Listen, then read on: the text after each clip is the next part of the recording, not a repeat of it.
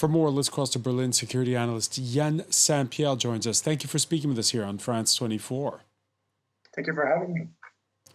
Why this release now? It caught a lot of people by surprise.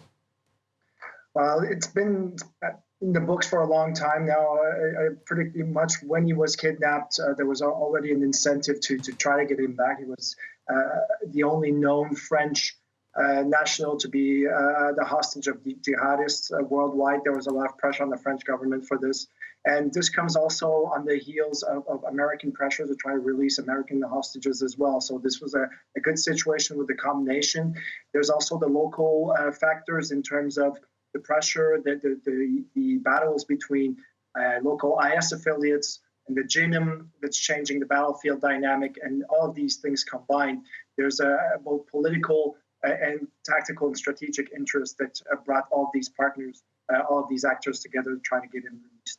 Yeah, let's talk about the politics of this, the Sahelian politics of this. Rival jihadist groups, some loosely affiliated with Al-Qaeda, some loosely affiliated with Islamic State. And at the center of it all is a Tuareg radical, Iyad Ag-Ghali. He's presumed to be the one who was holding, his group was presumed to be the one that was holding both hostages. Iyad Ag-Ghali is one of the most influential figures in West Africa as a whole. He's been there for well over 20 years, part of that network, part of that nebula with different organizations or organizations that morphed. This is also a partner, and I use the word as such because former Malian President Ibrahim Keita described it as well as someone that he could talk to. And as such, he is in many ways one of the key players. He's also the one that had secured the release of other hostages in previous years, not necessarily agreeing with some of what the loosely affiliated groups had done, kidnapping people. So he is the one, essentially, the link between all of this and who gets to decide and puts the pressure. He holds the cards, he can put the leverage, and he's considered to be a reliable actor and reliable partner in these situations, also by Western countries. They're the visible facilitators of this release that Olivier Dubois described, Niger and the French government. Perhaps behind the scenes, there are others. Mali, could its junta have played a part? And the part of the Sahel where they were held is one where Algeria has influence. Absolutely. When in situations like those where hostages are moved on a regular basis every week or every second week, the logistics involved are gigantic. They're cross-national, they're cross-cultural, they're economic. There are so many factors playing that when actors start discussing the liberation of hostages, everybody seems to be involved at some point or another along the supply chain, along the negotiation chain, and some people in remote areas, others in capitals, and on different continents. So everybody that has some form of leverage, of credibility, is involved in order to make this happen.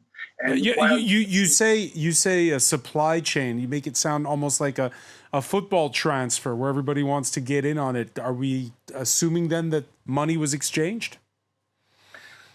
Well, there's always an exchange. Right there, of course, there was always, once people of that notoriety are released, there's always the issue of money. But a release like this does not happen in a vacuum. It doesn't happen because terrorists suddenly decide they want to release him.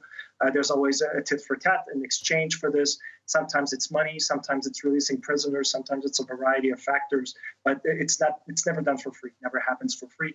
Therefore, yeah, the analogy, the football transfer analogy is adequate because there are so many players and so many actors involved in making this happen. Olivier Dubois saying that he was well treated during his captivity, unlike others, and it seemed to be a nod to the American Jeffery Woodke.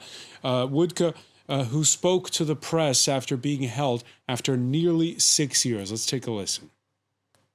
I thank God, first of all, and after God, I thank the government of Niger, the US government, and France. Long live France. I'm very happy to be back in Niamey again, in Niger, my second country. And I've nothing more to say, apart from hello to my family. That's all. Yan St-Pierre, Jeffery Woodke, who'd been in the Sahel for years, a missionary, an aid worker. What more do we know about his capture and his release? Well, it'd been a long time coming.